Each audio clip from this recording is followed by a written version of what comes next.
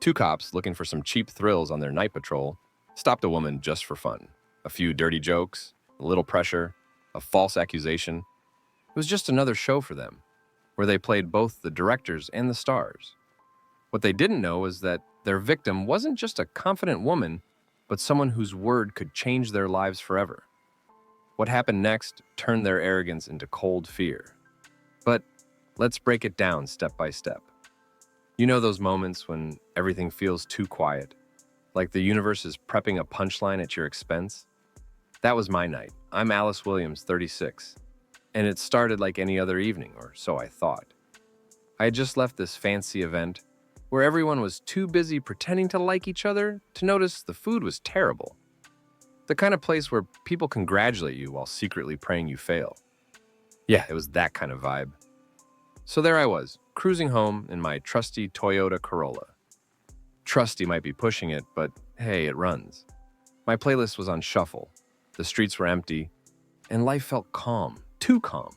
And then, boom, red and blue lights lit up my rearview mirror like it was the 4th of July. I thought, here we go. It's the unspoken rule of life. If you're driving late at night and the cops pull you over, it's never for a good reason. I hadn't even been speeding. Hell, my car couldn't go fast even if it wanted to. But still, I pulled over, hands on the wheel like I was a driving instructor in a safety video. Two officers got out of their car. The first guy, Sergeant Blake Harper, had the kind of face that screamed, "I'm in charge because no one else wanted the job." His partner, Officer Joe Ellison, was younger, probably fresh out of the academy, and radiated, "I think I'm hilarious" energy. Great, just what I needed. A duo straight out of a buddy cop sitcom. Harper sauntered over, flashlight in hand, shining it directly into my window. "License and registration," he barked, like he'd practiced the line in front of a mirror. I handed over my papers, trying to keep my face neutral. Inside, I was thinking, seriously? What's the play here? Ellison leaned in from the other side, grinning like this was all a game. "Nice ride. What's the top speed on this thing, 30? He chuckled at his own joke, and Harper smirked like it was the funniest thing he'd heard all night. I bit back the urge to roll my eyes. "Is there a reason you stopped me, officers?" My tone was calm, but I made sure it carried just enough edge to let them know I wasn't here to play. Harper tilted his head, pretending to think. "Well, your license plate's a little dirty. Can't have that, now can we?" I stared at him, waiting for the punchline. Surely this wasn't about a dirty license plate. But Harper didn't blink. Ellison chimed in. "Gotta keep these streets safe. You never know what's hiding under a little dirt." He laughed again, clearly enjoying himself way more than he should have been. My patience was wearing thin. "Is that really the best you've got?" I asked, keeping my tone light but firm. Harper's smile faded slightly. "Step out of the vehicle, ma'am," he said, his voice dropping into that serious, no-nonsense cop tone they probably teach in training. I blinked. "Excuse me?" "You heard me. Out of the car," Harper repeated, gripping the edge of my door like he was about to rip it open himself. Ellison added, "Don't make this harder than it needs to be. We're just doing our job." His grin was still there, but it had taken on a harder edge, like he was daring me to push back. At this point, I could feel the tension building. The quiet street suddenly felt suffocating, like the walls of the world were closing in.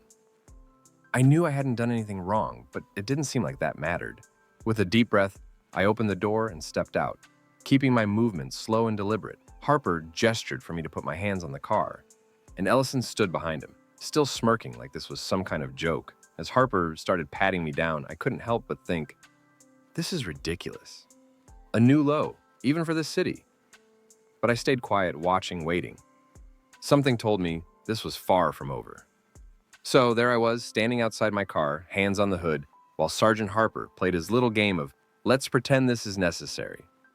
His partner, Officer Ellison, leaned casually against their cruiser, scrolling on his phone like he was checking sports scores or ordering pizza. The street was dead quiet except for the occasional distant honk. And me? I was trying to keep calm, because losing it wasn't going to help. "Why don't you tell me what this is really about?" I asked, my voice steady but sharp enough to cut glass. Harper didn't answer.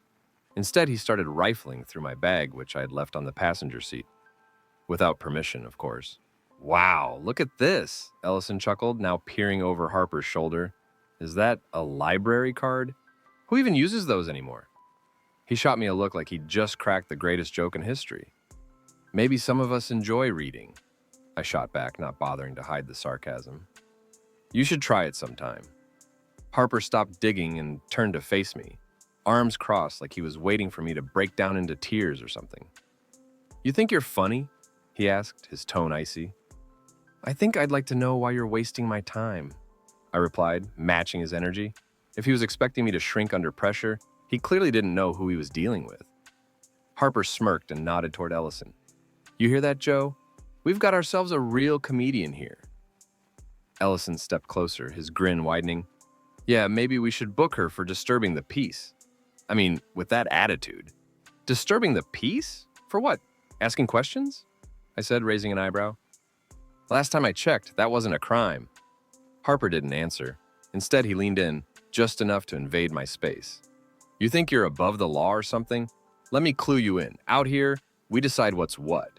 Interesting philosophy, I said, refusing to back down. But I'd love to see how that holds up in court. That struck a nerve. Harper's smirk dropped for just a second before he covered it up with a chuckle. Court, huh? Someone's got big dreams. He gestured for Ellison to join him. Joe, why don't we take a little walk with our friend here? What's the plan? Ellison asked, clearly enjoying himself. Let's bring her in, for suspicious activity.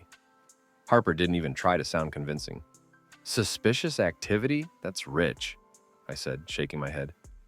You're really going to haul me in because my car isn't shiny enough for your liking? Keep talking, and I'll add resisting arrest, Harper snapped. His patience, thin as it was clearly wearing out. At this point, I realized they weren't just messing around, they were trying to make a point. This wasn't about a traffic stop or a license plate. This was about power, their power. And they wanted me to feel small. Ellison grabbed my arm, not rough, but firm enough to let me know he wasn't asking. All right, ma'am, time to take a little ride. Fine, I said, keeping my head high, but you're making a mistake.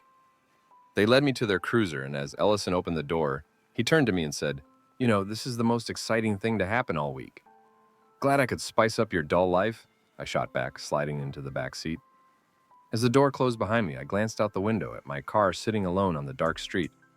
A wave of frustration hit me, but underneath it was something else. Determination. If they thought they could get away with this, they were in for a surprise. The ride to the station was a mix of awkward silence and Ellison's lame attempts at humor. So what do you think? She's a teacher or something? Maybe a librarian? Nah, too sassy for that. Keep guessing, I said, staring straight ahead. I wasn't about to give them the satisfaction of engaging.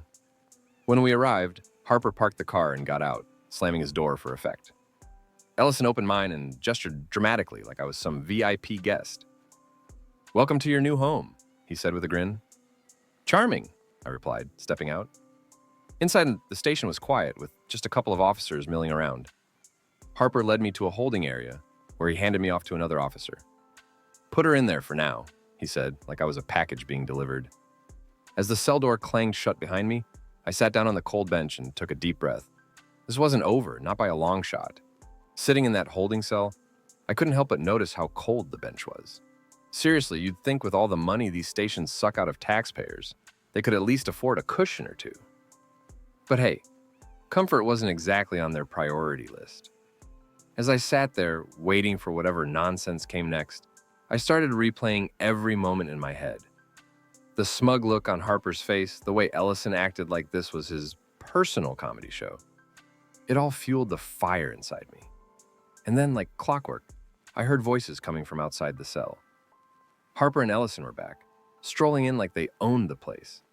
Harper leaned against the bars, arms crossed, radiating his signature, "I'm the boss here" energy. Well, Miss Fancy Car, Harper started, a grin spreading across his face. Looks like you'll be spending a little quality time with us tonight. Oh, lucky me, I replied, crossing my arms. I've been dying for a night out in a 5-star establishment like this. Ellison chuckled from behind him, clearly enjoying the banter. You've got jokes. I like that. Glad you're entertained, I shot back.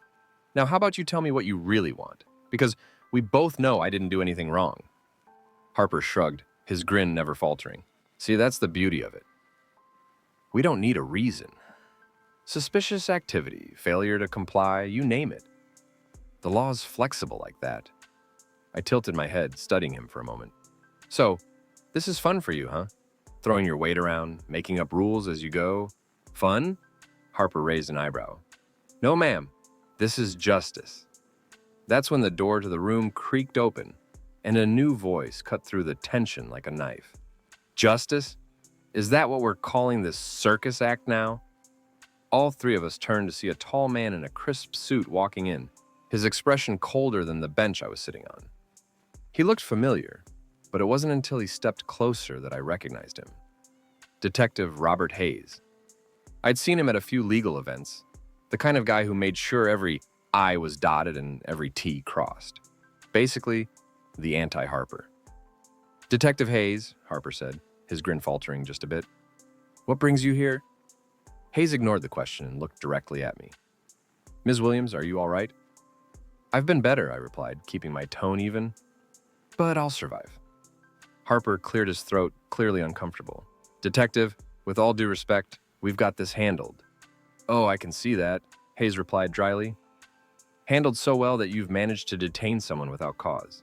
Do you even realize who you've arrested?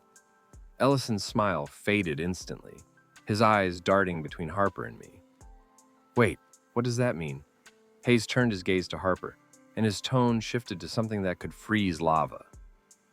This is Judge Alice Williams, newly appointed to oversee cases in this very district. You could have heard a pin drop. Harper's face went pale, and for the first time all night, he looked like he didn't have a snarky comeback ready. Ellison, on the other hand, took a step back, his confidence evaporating like water on a hot sidewalk. Judge? Ellison stammered. Like, a real judge? Yes, a real judge, Hayes snapped. The kind who decides whether or not your behavior is legally defensible. Spoiler alert, it's not. I leaned back against the wall, letting the moment sink in. Watching their faces shift from cocky to terrified was satisfying, to say the least. Harper tried to recover, straightening his posture. Detective, we were just... Save it, Hayes interrupted. I've already reviewed the footage from the dash cam. You have no case, no justification, and frankly, no common sense. Release her, now. Ellison scrambled to unlock the cell, fumbling with the keys like they were covered in oil. Harper stood frozen, his jaw clenched so tight I thought it might shatter. As I stepped out of the cell, Hayes turned to me. I apologize on behalf of this department, Judge Williams. Rest assured, this will be dealt with. Appreciated, I said, my tone calm but pointed. And detective, make sure the paperwork on this incident finds its way to the right people. Oh, it will, Hayes replied, giving Harper a look that could have melted steel. I walked out of that station with my head held high, but not before glancing back at Harper and Ellison. Good luck explaining this one, I said with a small smile. The ride home felt different, lighter somehow. I knew this wasn't the end, far from it. There would be reports, investigations, and plenty of uncomfortable questions for Harper and Ellison. But for now, I allowed myself a small moment of triumph. Because justice, that was my job, and I wasn't about to let anyone forget it. How would you have handled this situation? What do you think about the officer's behavior? Share your thoughts in the comments. Have you or anyone you know ever faced something similar? Don't forget to like this story if it resonated with you and share it to spread awareness. This story was created to shed light on an important issue and inspire change for a better world. Your opinion matters. Together, we can make a difference.